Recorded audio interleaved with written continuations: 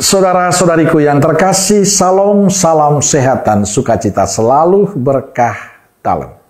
Sudah kita memberi senyum hari ini, Jumat 7 Februari 2025. Kita awali permenungan kita dengan tanda kemenangan Kristus. Dalam nama Bapa dan Putra dan Roh Kudus. Amin. Permenungan kita diambil dari Injil Markus bab 6 ayat 14 sampai 29.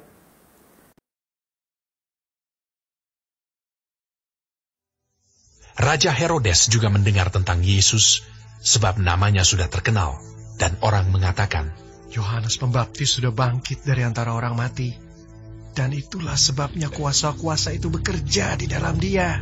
Yang lain mengatakan, dia itu Elia. Yang lain lagi mengatakan, dia itu seorang nabi, sama seperti nabi-nabi yang dahulu.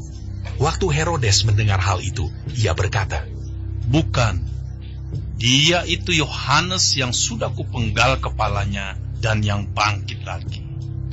Sebab memang Herodeslah yang menyuruh orang menangkap Yohanes dan membelenggunya di penjara berhubung dengan peristiwa Herodias, istri Filipus saudaranya, karena Herodes telah mengambilnya sebagai istri. Karena Yohanes pernah menegur Herodes, tidak halal engkau mengambil istri saudaramu.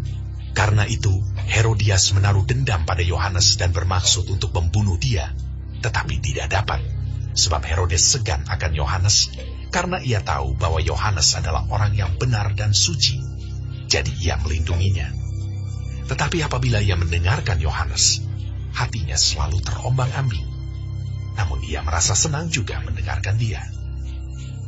Akhirnya tiba juga kesempatan yang baik bagi Herodias, ketika Herodes pada hari ulang tahunnya mengadakan perjamuan untuk pembesar-pembesarnya, perwira-perwiranya, dan orang-orang terkemuka di Galilea. Pada waktu itu, anak perempuan Herodias tampil lalu menari, dan ia menyukakan hati Herodes dan tamu-tamunya. Raja berkata kepada gadis itu, minta daripadaku apa saja yang kau ingini, maka akan kuberikan kepadamu.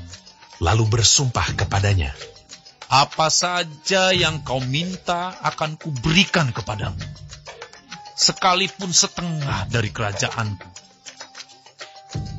Anak itu pergi dan menanyakan ibunya, apa yang harus kuminta? Jawabnya, kepala Yohanes Pembaptis. Maka cepat-cepat ia pergi kepada raja dan meminta, aku mau supaya sekarang juga engkau berikan kepadaku kepala Yohanes Pembaptis di sebuah talam. Lalu sangat sedihlah hati raja, tetapi karena sumpahnya dan karena tamu-tamunya, ia tidak mau menolaknya. Raja segera menyuruh seorang pengawal dengan perintah supaya mengambil kepala Yohanes. Orang itu pergi dan memenggal kepala Yohanes di penjara. Ia membawa kepala itu di sebuah talam dan memberikannya kepada gadis itu, dan gadis itu memberikannya pula kepada ibunya. Ketika murid-murid Yohanes mendengar hal itu, mereka datang dan mengambil mayatnya, lalu membaringkannya dalam kuburan. Saudara-saudariku terkasih, Injil bercerita tentang Yohanes dibunuh Herodes atas permintaan Herodias istrinya, yang sakit hati atas teguran Yohanes soal perkawinan mereka. Yohanes mengkritik Herodes karena mengambil Herodias, istri saudaranya Filipus, menjadi istrinya. Dari kisah Injil hari ini kita mendapatkan sapaan iman yang bagus. Pertama, Injil ingin mengatakan kepada kita, jangan mudah marah dan menyimpan dendam. Apapun persoalan, apapun masalah kita, jangan mudah tersulut amarah dan dendam. Ingat, Yohanes dipenggal kepala karena kebencian, karena dendam, karena amarahnya Herodias. Bisa saja terjadi pada diri kita, dalam kehidupan kita. Kalau kita membiarkan amarah, dendam ada di hati, maka jangan membiarkan itu ada. Kedua, katakanlah benar bila itu benar, dan salah bila itu salah. Itulah yang dilakukan Yohanes, berani mengatakan kebenaran pada Herodes. Yohanes berani karena dia tahu apa yang dia lakukan Herodes salah. Memang konsekuensinya berat. Tapi itu pilihan yang harus kita ambil. Benar katakan benar, salah katakan salah. Saudara-saudariku terkasih, menjadi orang jujur, orang benar, orang yang mencintai damai itu tidak mudah. Banyak resikonya. Tapi itulah yang Tuhan Yesus kehendaki kita lakukan. Tuhan ingin kita menjadi pribadi yang jujur dalam sikap dan tindakan kita. Yohanes memilih lebih baik mati daripada mengkhianati Tuhan. Bagaimana dengan kita?